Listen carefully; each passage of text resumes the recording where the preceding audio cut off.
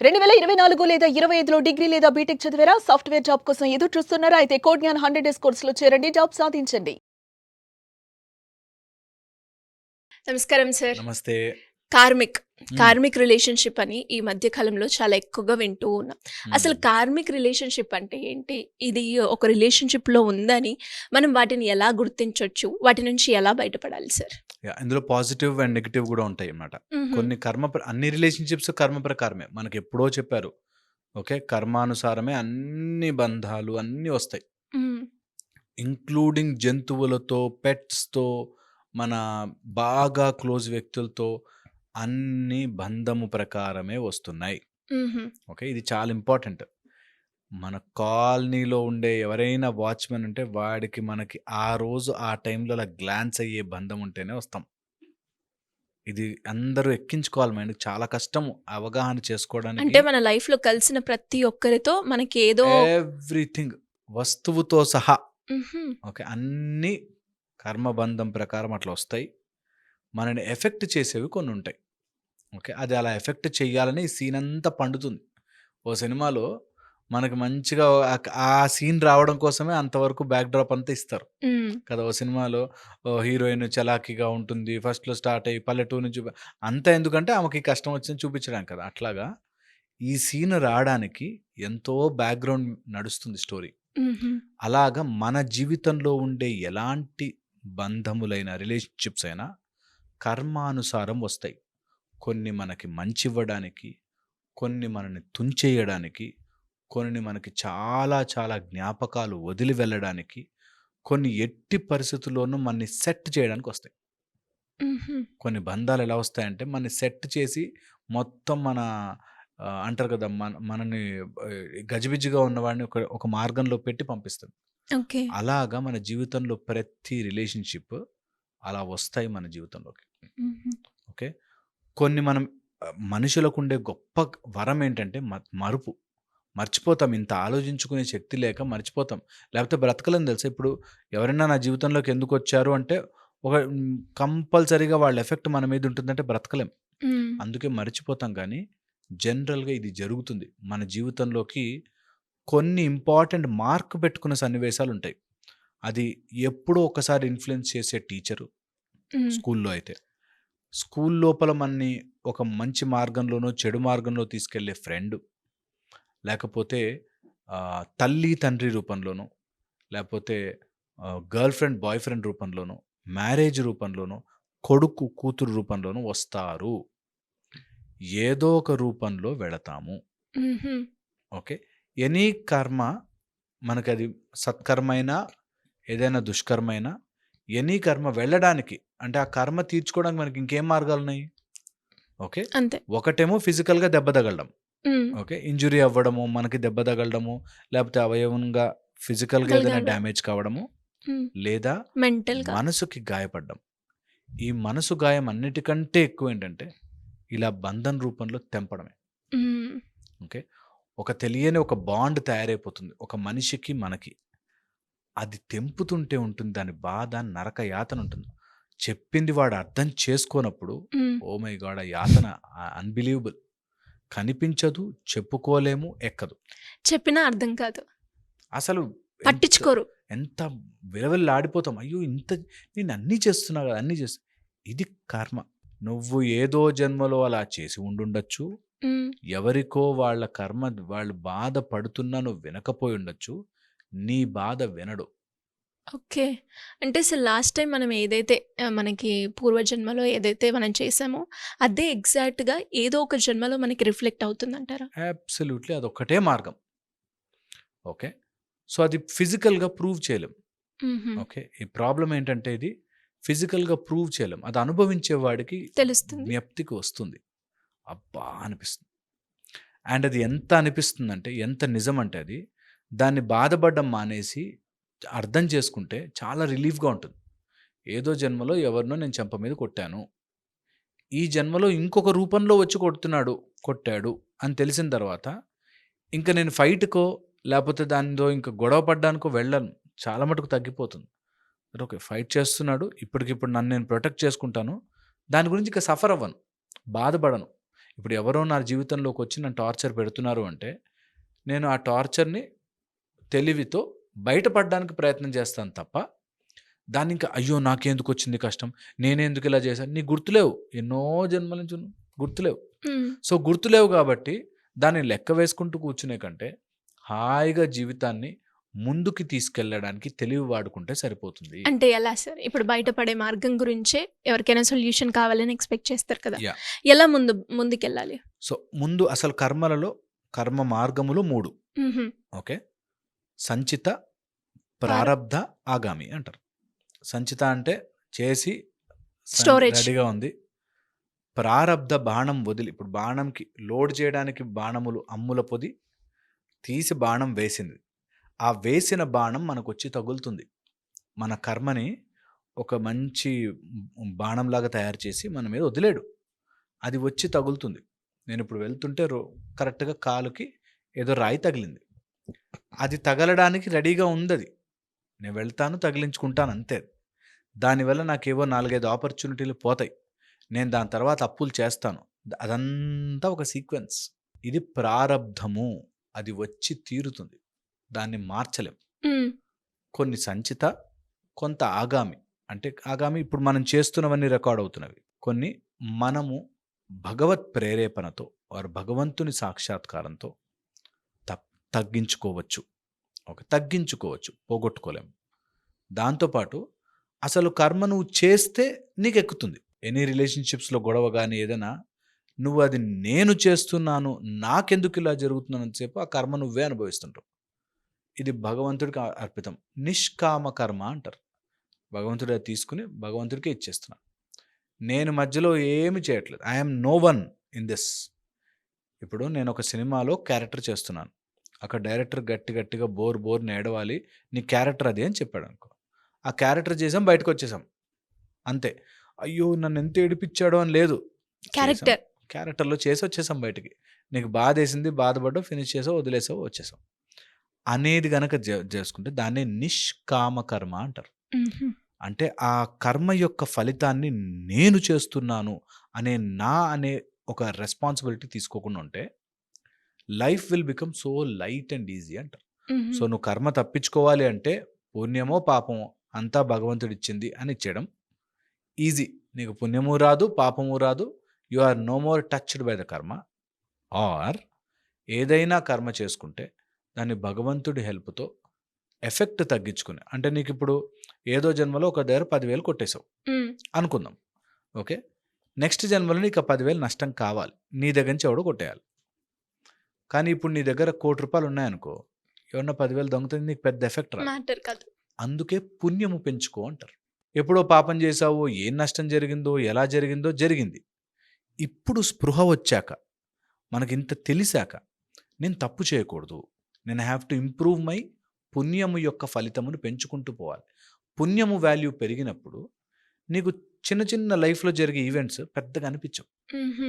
అర్థమైందా? నువ్వు అర్థమైంది. 10,000 నష్టపోవాలి అనుకున్నావు. నీకు రూ. 1,00,00,000 ఉన్నాయనుకో 10,000 అయ్యో! పోయే అనిపిస్తుంది. కానీ they will not effect you much. అవును. ట్రూ. అర్థమైంది.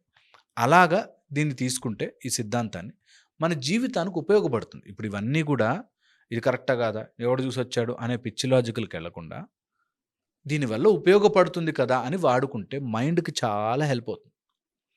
చాలామంది మా దగ్గరికి కౌన్సెలింగ్‌కి గానీ, సైకలాజికల్ వరీస్‌తో వచ్చినప్పుడు వాళ్ళకేదో డిప్రెషన్‌లోకి వెళ్ళిపోతారు. ఎందుకురా డిప్రెషన్ అంటే నేను ప్రేమించిన అమ్మాయి వదిలేసింది అని. సేమ్ ఒకసారి ఇలాంటిది అప్లై చేసుకొని చూడండి. ఏదో జన్మలో నువ్వు ఎవరినో అట్లా మోసం చేసి వచ్చావు. నీకు ఈ జన్మలో ఇది మోసం రిఫ్లెక్షన్. అయిపోయింది. హ్మ్. ఇంకా అయిపోయింది కాబట్టి యు ఆర్ నో మోర్ కర్మాని బర్డెన్డ్ విత్ క్లియర్ ఇట్. చేసుకున్నాం. క్లియర్ చేసేసుకున్నావు. సో, ఇంక దాని గురించి ఆలోచించే బదులు నేను చేశాను, నాకు అయిపోయింది. Finish. Now I can live my life అంటే చాలా రిలీవింగ్‌గా ఉంటుంది. చాలా రిలీఫ్‌గా ఉంటుంది కదా! సో, అందుకని మనకి ఎప్పుడో చెప్పేది దీనికి ఏ కౌన్సెలింగ్‌లో పోవద్దురా ఏదో నీ జన్మలో చాలా జరుగుతా ఉంటాయి. అవన్నీ నీ ప్రారబ్ధము వస్తాయి, తగులుతాయి, వెళతావు. It's okay. ఏమీ కాదు. నేను ఎంతో మందిని చూసానలా. 60 ఇయర్స్ వరకు అండి రన్నింగ్ బస్ ఎక్కేటోడు మా నాన్న. హ్మ్. ఆ రోజు ఏదో యాక్సిడెంట్ అయింది. అట్లా బెడ్ రిడ్ అయిపోయిండు అని ఎంతమంది చెప్తాం. వస్తదిరా ప్రారబ్ధము అలా వస్తది. అండ్ అలాగే సార్ మీ కర్మ అన్నప్పుడు మీరన్నట్టుగానే అంటే కొంతమంది ఫిజికల్‌గా లేదు అంటే కొంతమంది మెంటల్‌గా ఇలాంటివి ఉంటాయి కదా! ఎస్పెషల్లీ ఇది ఒకటే ఏజ్‌లో మనం చూడం కదా! డిఫరెంట్ స్టేజెస్ ఆఫ్‌లో ఏదో ఒక లైఫ్‌లో మనం ఎక్స్‌పీరియన్స్ చేస్తామంటారు. అబ్సల్యూట్‌లీ. అందుకే చెప్తాను. ఇది అర్థం చేసుకోవాలి లాజిక్. సపోజ్ నీకు ఒక ఎమోషనల్ పెయిన్ రావాలి అనుంటే, హ్మ్. ఎమోషనల్ పెయిన్ చిన్నప్పుడు ఇస్తే తెలియదు నీకు. హుహు. అందుకని ఒక ఏజ్ వచ్చాక ఇస్తుంది. ఆ ఓకే. ఏజ్ వచ్చాక ఇచ్చిన ఎమోషనల్ పెయిన్ దాని చుట్టూ ఎలా జరుగుతుందో నీకో లాజిక్ చెప్తా. Sure sir. సో, ఇప్పుడు ఎమోషనల్ పెయిన్ రావాలి అంటే నీకంటూ ఆ సీన్‌కంటూ కొంత క్యారెక్టర్స్ కావాలి. అలా ఆ క్యారెక్టర్స్‌కి అది టెస్ట్. నీకు ఎమోషనల్ పెయిన్ ఇస్తాడా లేదా? హుహు. వాళ్ళకది ఆ స్పృహ ఉండదు. వాడు నీకు ఎమోషనల్ పెయిన్ ఇవ్వడానికి ఆ క్యారెక్టర్ సెట్ చేస్తే, నువ్వు ఆ ఎమోషనల్ పెయిన్ పడ్డావంటే మళ్ళీ వాళ్ళు అనుభవిస్తారు. వాళ్ళకది తెలియక ఇప్పుడు చాలామంది నా కొడుకు అయ్యిందిరా మంచి పని. వాడు ఎగిరాడు బాగా అని అనుకుంటారు. అది యాక్చువల్లీ వీళ్ళు చేసుకుంటున్న కర్మ. మళ్ళీ వీడిని అలా అనుకునేంత వరకు మళ్ళీ వీడి జన్మలెత్తుతూ ఉండాలి అంటారు. సో, దెన్ నీ కర్మ ఆ టైంకి అలా ఫిక్స్ కాడానికి ఆ మనిషికి అలాంటి టైప్ ఆఫ్ మనస్తత్వాన్ని తయారు చేసి, వాడు పక్కన వాడు నాశనమైపోతుంటే ఎంజాయ్ చేసే అంత సిట్యుయేషన్‌లో పెడతాడు. హ్మ్. ఓకే. వాడు ఆ సిట్యుయేషన్‌లో ఉన్నాడు 1. మనము బాధపడే దాంట్లో ఉన్నాము 2. హ్మ్. దీన్ని సింక్ చేయడానికి ఎన్నో రకాల సినిమాటిక్ నాటకం జరిగి అక్కడికొస్తాం. అందులో ఎంతమంది కర్మలు దాగున్నాయో చూడు. ట్రూ. ఓకే. ఇంత పకడ్బందీగా అంత జరుగుతుంటే హ్మ్. మన ప్లానెటరీ పొజిషన్స్ ఆ రోజు కరెక్ట్‌గా రాహుకాలంలో వాడు బయలుదేరి, యమగండం టైంలో కరెక్ట్‌గా వచ్చి బైక్ కింద పడతాడు. మనము అయ్యో! అని ఆలోచించకుండా నువ్వు వాడిని ఎట్లాగాని తప్పు చేయాలి లేకపోతే పోలీసులు ఏమనుకుంటారో అని చెప్పి, పోలీసు నన్నే పట్టుకుంటాడేమో అని చెప్పి వాడి మీద అబద్ధం వేసి, వాడితో ఫైట్ చేసి, మొత్తం అంతా రికార్డ్ అయితుంటదిరా పిచ్చోడా! మళ్ళొస్తది నీకది తిరిగి. మొత్తం తిరిగి, తిరిగి, తిరిగి, తిరిగి అక్కడికొచ్చి చేరతావు. ఈ చేరడం కోసమే నీకింత సీన్ నడుస్తోంది అని తెలిసినప్పుడు, అయ్యో! ఇంకొక తప్పు చేయకూడదు నేను. I'm sorry. నేను నీకు హెల్ప్ చేస్తాను. నేను నేను చేస్తాను, పే చేస్తాను నీ ట్రీట్మెంట్‌కి. నేను తప్పు చేశానని ఒప్పుకోవడంలో ఒక గ్రేట్ రిలీఫింగ్ అసలు ఇలా వదిలేసిన ఒక ఫీలింగొస్తుంది. ఓకే. అలాగే అన్ని రిలేషన్‌షిప్స్ కూడా కార్మికంగా రిలేషన్‌షిప్స్ అన్నీ అలా వస్తాయి. మన జీవితంలోకొచ్చే ఏదైనా సరే ఇలా జరుగుతూ ఉండొచ్చు. వాడి జీవితంలో వాడికి ఆ సీన్ ఉంది. వాడలా ప్రవర్తిస్తున్నందుకు గాను వాడికి తగ్గ రిజల్ట్ రెడీ అయిపోతూ ఉంటుంది. ఇట్లా చెరుకు గడలో చెరుకు పెడితే జ్యూస్ వస్తున్నంత పాటు చెత్త కూడా వస్తది బయటకి అనేది వచ్చేస్తుంది. ఇది తెలుసుకోగలిగితే ఐ థింక్ అన్ని రిలేషన్‌షిప్స్‌ని ఇంకో రకంగా చూస్తాం.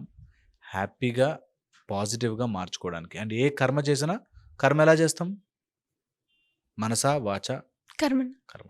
3 రకంగానే చేస్తాం. మనసుతో ఎవరిని తిట్టుకోకు, చెడు అనుకోకు. మాటల ద్వారా ఎవరిని చెడు చేయకు. నీ చేతులతో ఎవరికీ చెడు చేయకు. సో, అట్‌లీస్ట్ పుణ్యం వస్తది. నువ్వు ఏది చేయకుండా ఉండలేవు కాబట్టి, అట్‌లీస్ట్ పాజిటివ్ సైడ్‌లో చేస్తే, నా మాట ద్వారా ఎవరిని ఇబ్బంది పెట్టను. నిజంగా అది ఇబ్బందికరమైంది తప్పైనా సరే, నా మాట ద్వారా నేను ఇబ్బంది పెట్టను. ఓకే.